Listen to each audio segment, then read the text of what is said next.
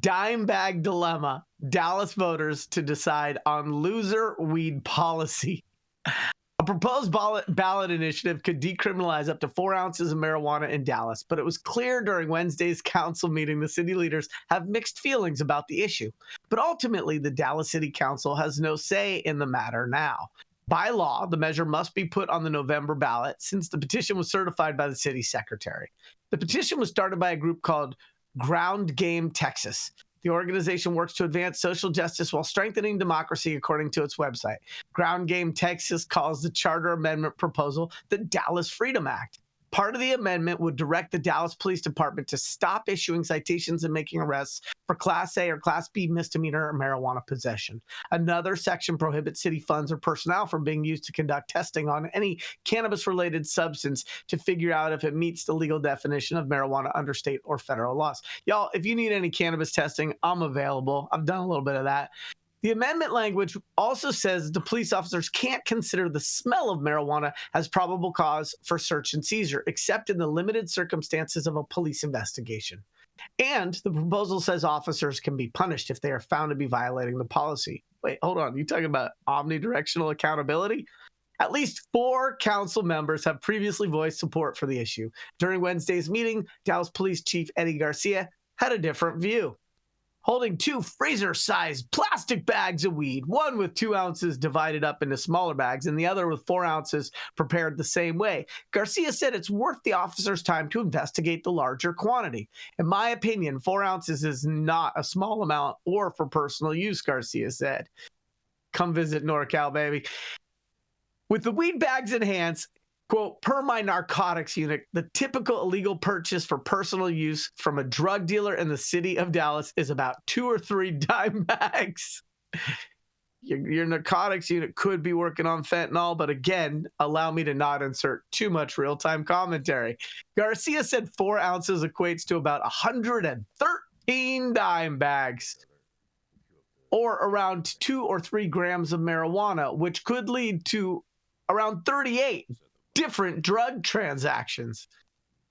Others around the council didn't agree and said Garcia had a different opinion 3 years ago when the city decided to loosen its policy on when to arrest people for having smaller quantities of marijuana at around 2 ounces. Garcia said that was a business decision made to allow officers to focus on more violent crimes. I just think it's important for us, if we're going to give the community as much to make as informed decisions in November, it shouldn't be based on your opinions. That seems to have changed in 3 years, District 7 Council member Adam Baladou said during the meeting. Police Chief Garcia told the council that the larger amounts of marijuana should definitely be looked at, and it could be a catalyst, weed for the people, for more crime.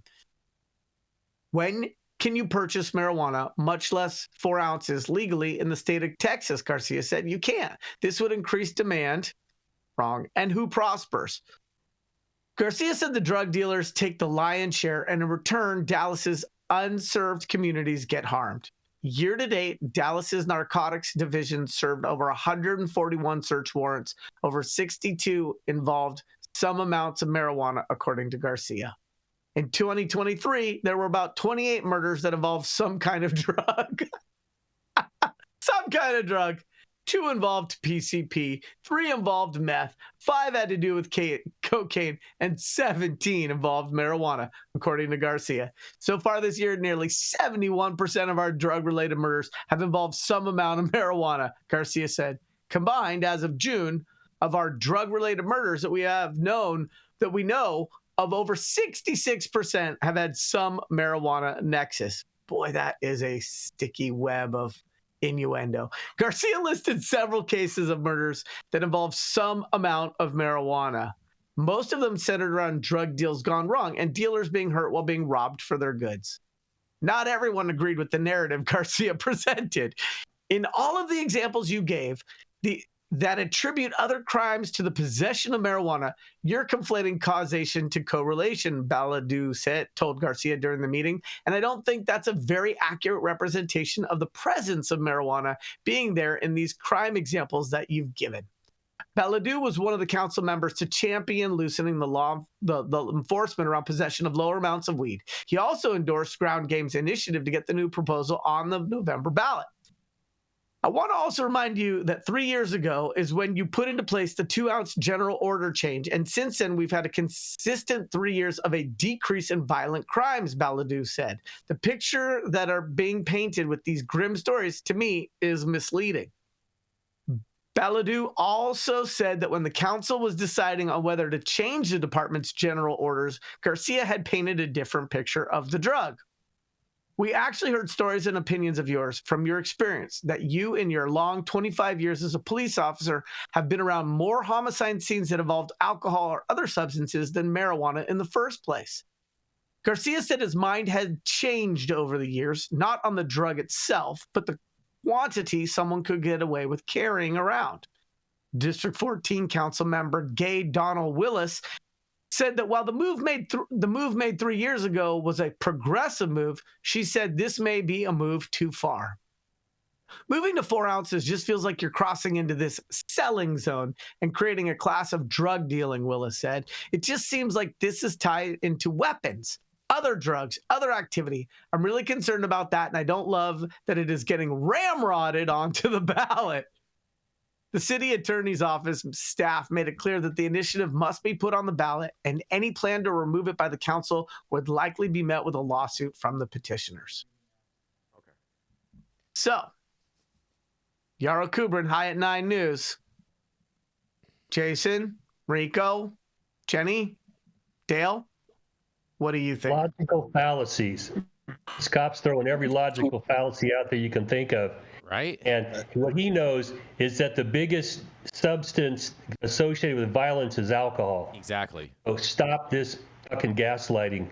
Because what they're doing is they're doing what Oakland and San Francisco did 30 years ago, decriminalizing weed. Stop it. We got real crime out here. Stop chasing people for weed. I mean, there are obviously reasons that you could go after somebody and they had weed, but don't make weed that entry point into somebody's life.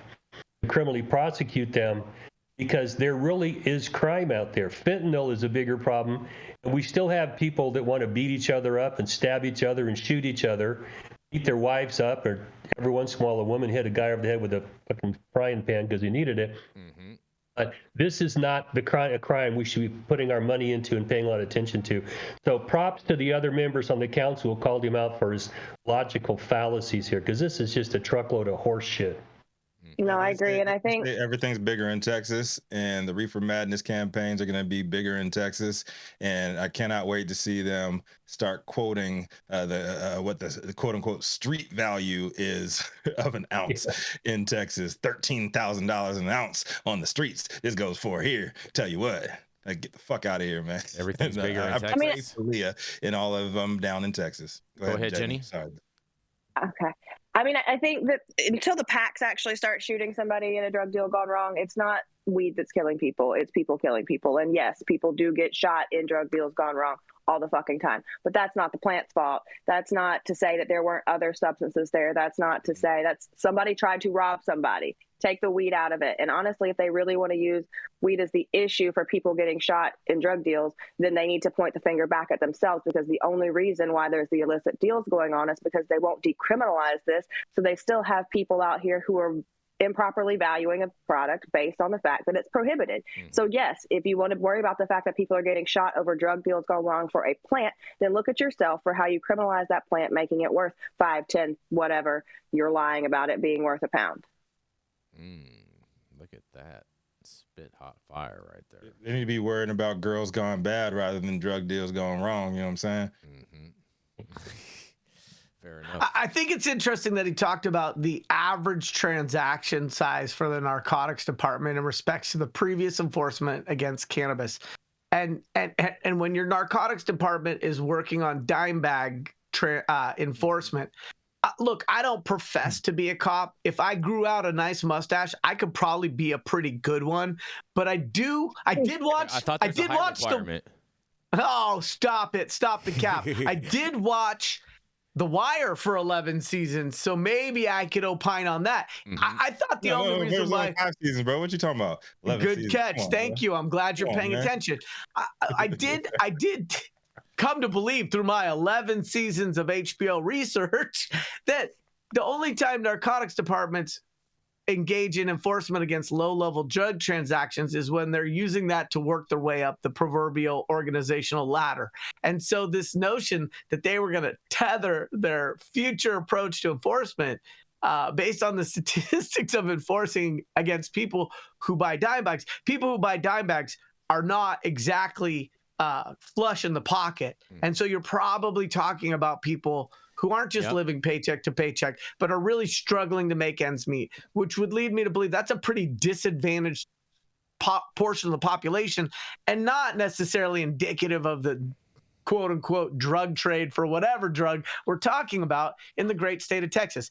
I think they just got to go back to making the best brisket, because this feels like a losing opportunity to evolve. And as we know, 4 ounces, if it's pillowy, might look like a lot, but a couple weekends with a couple barbecues and you're back down to 0. Shout out to barbecue, man. Shout out to barbecue out in Haiti doing the damn Speaking of fires, I have a final fire story to gaslight all you guys on today.